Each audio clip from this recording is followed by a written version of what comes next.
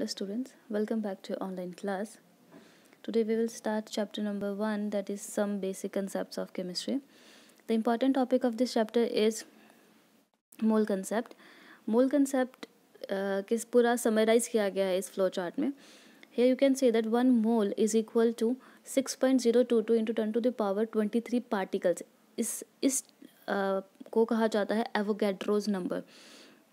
ये पार्टिकल्स इसलिए कहा गया है कि हम इसे एटम्स की टर्म्स में भी रिप्रेजेंट कर सकते हैं, मॉलिक्यूल के टर्म्स में भी रिप्रेजेंट कर सकते हैं. एक मोल में अगर आप मॉलिक्यूल पूछें तो वो भी एवोगैड्रो नंबर के इक्वल ही होंगे, और अगर आप एटम्स की टर्म में बात करना चाहें तो वो भी एवोगैड्रो नंबर के टर्म्स में ही. इसीलिए यहाँ पर पार्टिकल यूज़ किया गया है रैदर देन एटम या कोई पर्टिकुलर लेने की बजाय इसने पार्टिकल ले लिया कि एटम भी होंगे, मॉलिक्यूल्स भी होंगे, आयंस भी होंगे. लेकिन अगर हम वॉल्यूम के टर्म्स में उसको करना चाहें तो वॉल्यूम के टर्म्स में it is equal to 22.4 litre of gas at NTP. NTP means normal temperature and pressure. लेकिन अगर हम मास की टर्म में से लें तो अगर आप एक एटम ले रहे हैं तो for an atom 1 mole is equal to its atomic mass. Carbon का एटॉमिक मास होता है 12, which is also called gram atom of that element. और अगर आप किसी मॉलिक्यूल का ले रहे हैं तो मॉलिक्यूल के लिए भी वो उसका 1 mole is equal to molecular mass. H2O का मॉलिक्यूलर मास आप कैलकुलेट कर सकते हैं. ऑक्सीजन का atomic mass which is 16 and hydrogen का इज़ 1. तो 2 नंबर ऑफ एटम्स हैं हाइड्रोजन के, तो it comes out to be 2. इसे जब आप ऐड करेंगे 18 बनेगा, इसीलिए इसका मॉलिक्यूलर मास हो जाएगा 18. सिमिलरली कार्बन डाइऑक्साइड का, कार्बन का 12, ऑक्सीजन का 16 और 2 कार्बन एटम है इसमें, तो आप उसको 2 से मल्टीप्लाई कर देंगे. तो 1 मोल में 44 ग्राम ऑफ कार्बन डाइऑक्साइड है. Similarly formula mass of substance है. इस पर्टिकुलर फार्मूला में कितना मास है उसका, NaCl में आ जाएगा आपके पास 58.5 ग्राम्स. ये आप कैलकुलेट अगर आपको करना है, इसके लिए आपको एटॉमिक मास पता होने चाहिए. जो इंपॉर्टेंट एटम्स हैं उनके एटॉमिक मास आपको पता होने चाहिए अप्रॉक्सीमेटली. वैसे न्यूमेरिकल्स में मोस्टली गिवन होते हैं इनकी values. To understand this mole concept better, let us take some example. So here is an example. Calculate the mass of an atom of silver. Silver के एक एटम का mass आपको calculate करना है. How can you calculate this? आपको mole concept से पता है कि 1 mole of silver is equal to 6.022 into 10 to the power 23 atoms. Particles थे उसमें.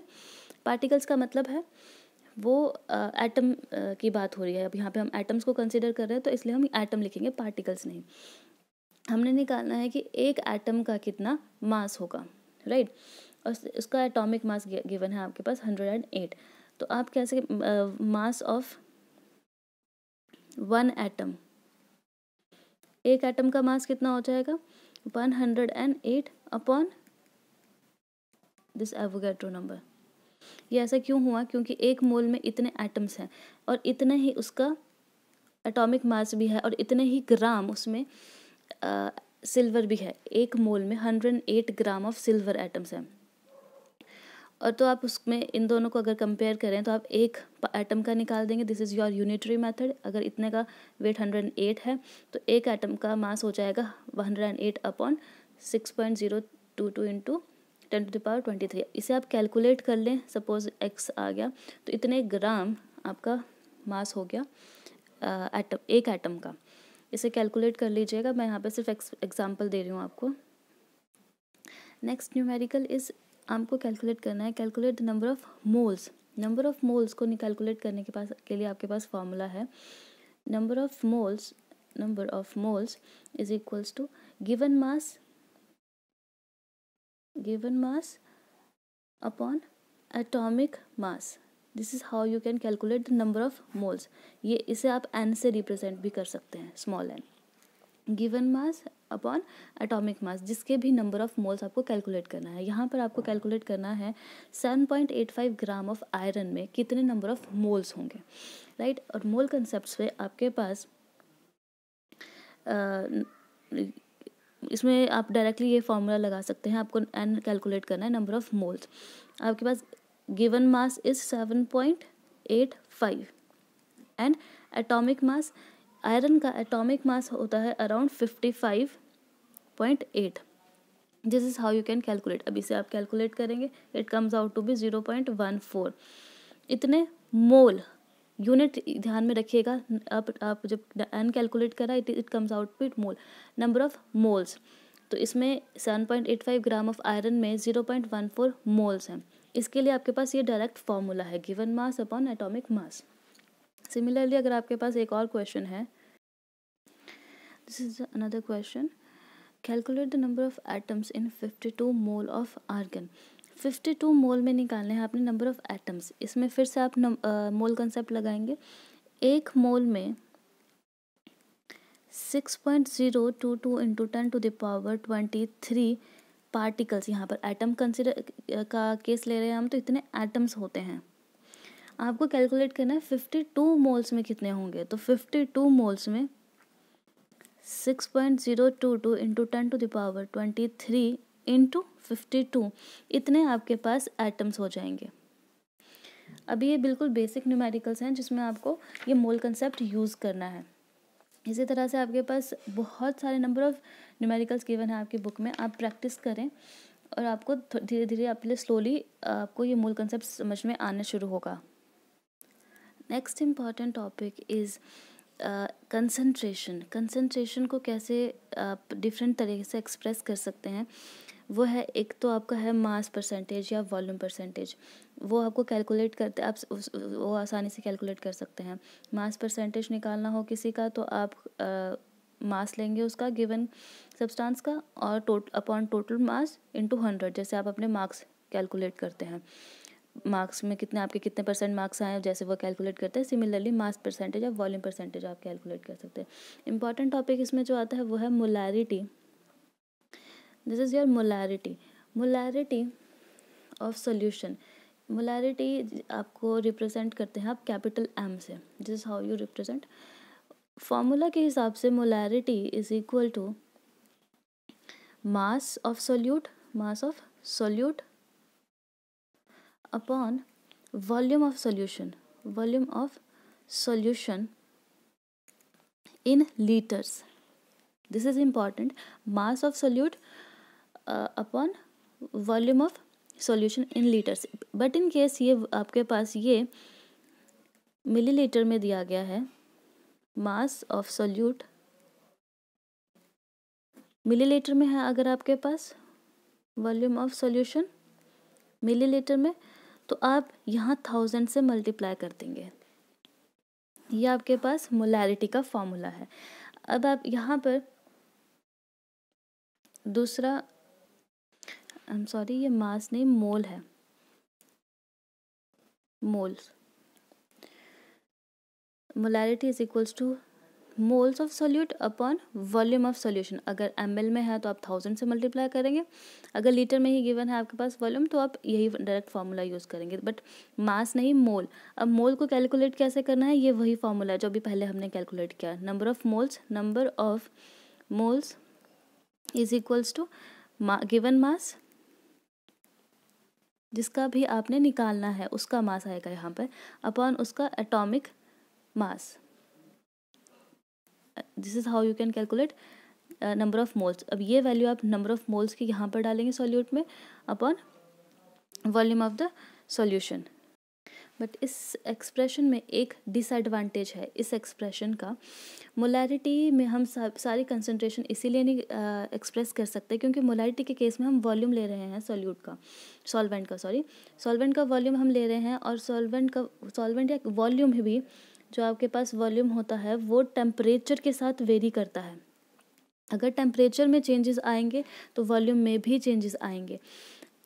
टेम्परेचर के साथ इसके वेरिएशन की वजह से ये हमेशा मोलैरिटी सेम नहीं रहेगी. अगर टेम्परेचर रूम टेम्परेचर हम कंसिडर कर रहे हैं, अभी रूम टेम्परेचर कम या ज़्यादा होता है, विंटर्स में अलग होता है, समर में अलग होता है, उसी अकॉर्डिंगली वॉल्यूम में भी चेंजेस आते हैं. अगर वॉल्यूम में चेंजेस आए तो मोलैरिटी में भी चेंजेस आएंगे. इसीलिए मोलैरिटी आप स्टैंडर्ड तौर पर सभी कंसंट्रेशन को एक्सप्रेस करने के लिए यूज़ नहीं कर सकते. इसीलिए इसके बाद कंसेप्ट आया मोलैलिटी का. ये मोलैरिटी है. Second is your molality. Molality में इसे एक्सप्रेस करते हैं आप स्मॉल m से, right. It is equal two moles of solute upon mass of solvent.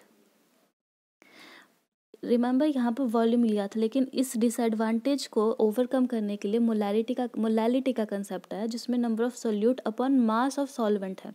यहाँ वॉल्यूम नहीं है, मास ऑफ सॉल्वेंट है. अगर ये ग्राम में है तो आप 1000 से मल्टीप्लाई करेंगे, अगर ये केजी में है तो 1000 से मल्टीप्लाई करने की ज़रूरत नहीं है आपके पास. अगेन नंबर ऑफ मोल्स आप इसी मेथड से, इसी फॉर्मूला से कैलकुलेट कर सकते हैं. फिर आपके पास आता है मोल फ्रैक्शन. मोल फ्रैक्शन में अगर आपके पास किसी एक पर्टिकुलर सॉल्यूट का फ्रैक्शन निकालना है कि पूरे सॉल्यूशन में उसका कितना फ्रैक्शन है, तो उसके लिए आप निकालेंगे मोल फ्रैक्शन ऑफ सॉल्यूट, या किसी एक पर्टिकुलर कंपोनेंट का अगर आपको निकालना है, it is XA which is number of moles of A, उसके कितने नंबर ऑफ मोल्स हैं upon total number of moles. अगर आपके पास 2 कंपोनेंट है तो आपने A और B 2 कंपोनेंट लिया. अगर 3 होते तो यहाँ पे आप प्लस NC लिखते, जो तीसरा कंपोनेंट है सॉल्यूशन में. तो आपके पास अगर मोल फ्रैक्शन निकालना हो तो mole fraction of A is equal to उसके number of moles upon total number of moles, right. This is how you can calculate mole fraction. Next is your normality. ये molality था, molarity, ये molality. Next is your normality. Normality ये term इससे represent करते हैं capital N से. इसमें आपके पास फॉर्मूला है normality is equal to number of gram equivalent, number of gram equivalent of solute upon volume of solution. Volume of solution again अगर आपके पास ये वॉल्यूम मिलीलीटर में है तो आप 1000 से मल्टीप्लाई करेंगे. अगर आपके पास ये लीटर में ही है तो आप इसे 1000 से मल्टीप्लाई करने की ज़रूरत नहीं है. लेकिन यहाँ पर ये एक नई टर्म आती है, number of gram equivalent. Number of gram equivalent क्या होता है? नंबर ऑफ ग्राम इक्विवेलेंट होता है this is equal to number of gram equivalent is equal to mass of solute, जिसका भी या सॉल्यूट या जिसका भी आप निकाल रहे हैं ग्राम इक्विवेलेंट, अपॉन इक्विवेलेंट मास. Equivalent mass. और अगर आपको इक्विवेलेंट मास कैलकुलेट करना है उसके लिए sometimes it is given, value of equivalent mass is given in the question, but in case आपके पास नहीं है तो आप कैसे कैलकुलेट करेंगे? अगर आपके पास एसिड के कंसिडर कर रहे हैं हम, तो आप उसमें क्या करेंगे, उसका मॉलिक्यूलर मास उसको डिवाइड करेंगे कितने number of H positive ion वो दे सकता है. Number of H positive ion जो जितने वो दे सकता है उससे डिवाइड करेंगे आप. अगर आप बेस की बात कर रहे हैं तो कितना वो बेसिक है उसको उससे आप डिवाइड करके कैलकुलेट कर सकते हैं ग्राम इक्विवेलेंट. ये सारे फॉर्मूलेज थे आपके पास, हम इस पर न्यूमेरिकल्स देखते हैं. Here is a question. यहाँ पर आपके पास सॉल्यूशन प्रिपेयर किया गया ऑक्सैलिक एसिड का. This is your oxalic acid. 0.63 gram of oxalic acid को 250 ml वाटर में डिसॉल्व करके उसका सॉल्यूशन बनाया गया है, राइट. तो आपको कैलकुलेट करना है मोलैरिटी, इस जो सॉल्यूशन प्रिपेयर हुआ उसकी मोलैरिटी कितनी है और नॉर्मैलिटी कितनी है, ये आपको कैलकुलेट करना है. तो आप मोलैरिटी के अब फॉर्मूला लिख लो पहले. मोलैरिटी के लिए आपके पास होना चाहिए number of moles of solute upon volume of solution. यहाँ ml में गिवन है आपके पास तो आप ml लेंगे इंटू 1000, राइट. तो फर्स्टली आपके पास कैलकुलेट करना है नंबर ऑफ मोल्स. यहाँ पे सिर्फ आपको क्या दिया है, कितना अमाउंट डिसॉल्व किया है कितने सॉल्वेंट में. तो आपको सबसे पहले कैलकुलेट करना होगा number of moles of solute. Number of moles solute calculate करने के लिए आपके पास मैंने जैसे बताया था N is equal to given mass upon atomic mass या फिर मॉलिक्यूलर मास. अब यहाँ पर ये पूरा मॉलिक्यूल है, एक एटम की बात नहीं हो रही. ऑक्सैलिक एसिड एक मॉलिक्यूल है तो आप यहाँ पे लेंगे मॉलिक्यूलर मास. और मॉलिक्यूलर मास को कैलकुलेट करने के लिए आप कार्बन का atomic mass plus oxygen, 2 oxygen के, एक ऑक्सीजन का एटॉमिक मास, फिर दूसरे ऑक्सीजन का एटॉमिक मास, हाइड्रोजन का एटॉमिक मास, इसका ट्वाइस, फिर वैसे ही ट्वाइस ऑफ H2O, ये इसका टोटल मास आप कैलकुलेट करेंगे which comes out to be 126. तो n is equals to given mass is equals to 0.63 पर मॉलिक्यूलर मास 126. इसे आप चाहो तो अभी कैलकुलेट करना चाहो यहाँ पे कैलकुलेट करके आप निकाल सकते हैं 0.005 इतने मोल्स. ये आपके पास नंबर ऑफ मोल्स आ गए. अब मोलैरिटी निकालनी है आपने, तो आप इजीली कैलकुलेट कर सकते हैं. फॉर्मूला में यहाँ पे पुट करिए इसकी वैल्यू, यहाँ से हमने निकाल दी थी 0.05 upon volume of the solution. Volume कितना है सॉल्यूशन का 250 इंटू 1000. इसे जब आप कैलकुलेट करेंगे it comes out to be 0.02 mole. ये लिखना ज़रूरी है, ये है मोलैरिटी. मोलैरिटी निकली है 0.02. वैसे अगर आपको नॉर्मैलिटी निकालनी है, नॉर्मैलिटी के लिए आपके पास फॉर्मूला है gram equivalent of solute upon volume of solution into 1000. अब यहाँ पे ग्राम इक्विवेलेंट कैसे कैलकुलेट करना है, जैसे हमने यहाँ नंबर ऑफ मोल्स कैलकुलेट किया था, तो ग्राम इक्विवेलेंट कैलकुलेट करने के लिए आपके पास gram equivalent is equals to molecular mass upon, अब यहाँ पे ये एसिड है ना, एसिड की हमेशा बेसिसिटी ली जाती है. बेसिसिटी निकालने के लिए आप फॉर्मूला देखो. ऑक्सैलिक एसिड का फॉर्मूला ये है COOH2H2O. तो जब आप ये एसिड इसीलिए है क्योंकि ये H पॉजिटिव आयन दे सकता है, तो इसके पास 2 ये H पॉजिटिव आयन है जो ये दे सकता है. तो बेसिसिटी इसकी हो गई 2. तो इसका मॉलिक्यूलर मास आपका ग्राम इक्विवेलेंट कैसे निकालेंगे आप, it is equal to molecular mass 126 अभी हमने कैलकुलेट करा था यहाँ पर अपॉन बेसिसिटी विच इज़ 2, क्योंकि 2 H पॉजिटिव आयन ये दे सकता है, इसकी बेसिसिटी है 2. तो यहाँ से आप इसकी ये आ जाएगा 63. ये आपके पास आ गया ग्राम इक्विवेलेंट की वैल्यू आप यहाँ इस फॉर्मूला में पुट करें. टोटल वॉल्यूम आपके पास 250 है. और इसके बाद आप ये आपके पास 63 आया बेसिसिटी इसकी. Molecular mass, this is the formula to calculate equivalent mass. ये इक्विवेलेंट मास का फॉर्मूला है moles molecular mass upon basicity. तो आपके पास 63 आपके पास इक्विवेलेंट मास आया. और ग्राम इक्विवेलेंट निकालने के लिए gram equivalent is equals to जो आपके पास मास ऑफ सॉल्यूट या जिसका भी निकालना है मास ऑफ सॉल्यूट अपॉन इक्विवेलेंट मास. तो आपके पास इक्विवेलेंट मास 63 आ गया और मास ऑफ सॉल्यूट आपके पास गिवन है क्वेश्चन में which is equal to this इतना ग्राम, राइट. सो यहाँ से आप ग्राम इक्विवेलेंट निकाल सकते हैं 0.63 upon 63. It comes out to be 0.01. ये आपके पास ग्राम इक्विवेलेंट आए, तो इसकी वैल्यू आप यहाँ पे ग्राम इक्विवेलेंट में पुट करेंगे, ये नहीं 0.01 अपॉन वॉल्यूम 250 इंटू 1000. यहाँ से आप इसे कैलकुलेट करके 0.04 n. अब ये n का मतलब है नॉर्मैलिटी. कंफ्यूज ना होना, दोबारा बता देती हूँ. नॉर्मैलिटी में ग्राम इक्विवेलेंट है. ग्राम इक्विवेलेंट निकालने के लिए आपके पास फॉर्मूला होता है gram equivalent is equals to mass of the solute upon equivalent mass. अब इक्विवेलेंट मास आप कैसे कैलकुलेट करेंगे, मॉलिक्यूलर मास अपॉन उसकी बेसिसिटी. अगर एसिड है तो उसकी बेसिसिटी, बेस है तो उसकी एसिडिटी. वो निकालने के लिए आपको फॉर्मूले में देखना पड़ेगा कि कितने आयन का एक्सचेंज हो सकता है. और अगर आपके पास मोलैरिटी हो, मोलैरिटी के केस में नंबर ऑफ मोल्स है. नंबर ऑफ मोल्स निकालने के लिए आप करेंगे given mass upon molecular mass. उसकी वैल्यू आप डायरेक्टली यहाँ पर पुट कर दें और आपके पास कैलकुलेट करके नॉर्मैलिटी और मोलैरिटी निकल जाएगा. इसी तरह से मोलैलिटी भी है. एक चीज़ और देखना, नॉर्मैलिटी के केस में भी वॉल्यूम आता है, तो यानी यहाँ पर भी जो वैल्यू है नॉर्मैलिटी की वो टेम्परेचर के साथ वेरी करती है, क्योंकि वॉल्यूम टेम्परेचर के साथ वेरी करता है तो नॉर्मैलिटी भी वेरी करती है. So this was your important topics of chapter number 1। बहुत सारे न्यूमेरिकल्स आपके बुक में गिवन है, go through those numericals, practice करें उसे। If you find any query आप पूछें, पर प्रैक्टिस ज़रूर करें न्यूमेरिकल का, अदरवाइज़ ये फॉर्मूलाज से आपको ऐसे कुछ नहीं समझ में आएगा। Practice is important to understand this concept. Numericals की जितनी प्रैक्टिस करेंगे उतने अच्छे से आपको आएगी।